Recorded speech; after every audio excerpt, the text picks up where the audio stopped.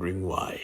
We pumped him full of holes. Why is he still alive? Being in this weakened state didn't help, so he tried to feed on the corpse, only to realize he couldn't. He begged for freedom. Release me! But he didn't need to beg, because someone was here for him. As we see, his maker was present.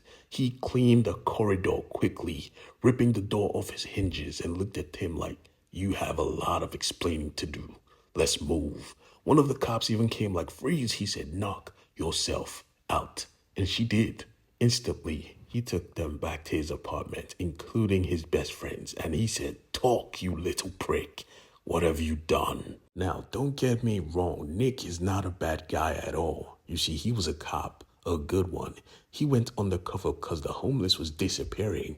Come to find out, it was this group of vampires that were just feeding, using them as a snack bar. He tried to defend the homeless, but they offed him quickly. As they tasted his blood, they realized it was a cop, and they said, "Oh, we could use a cop. You rest, feed on everyone. I will change this one, and I will teach him a lesson."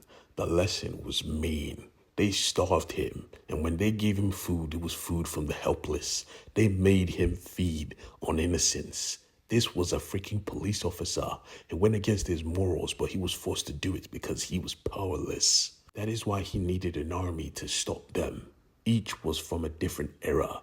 Demons, sailors, actual freaking turncoats. These guys were monsters, and their leader, well, as I said earlier, she's garbage. She was craving sushi, so they put her in a bath with endangered whales, and she had them for lunch.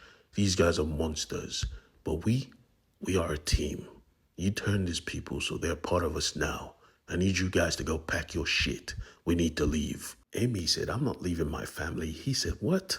Girl, these guys are monsters." And when they find out, he couldn't even finish his sentence because his head just fell over.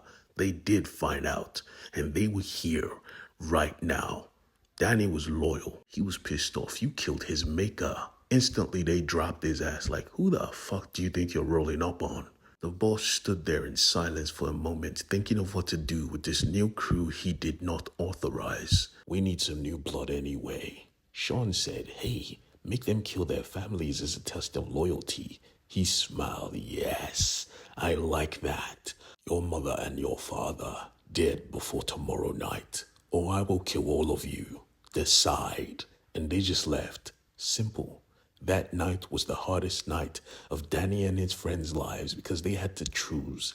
Will they end their family or will they stand their ground? Of course they chose to stand because they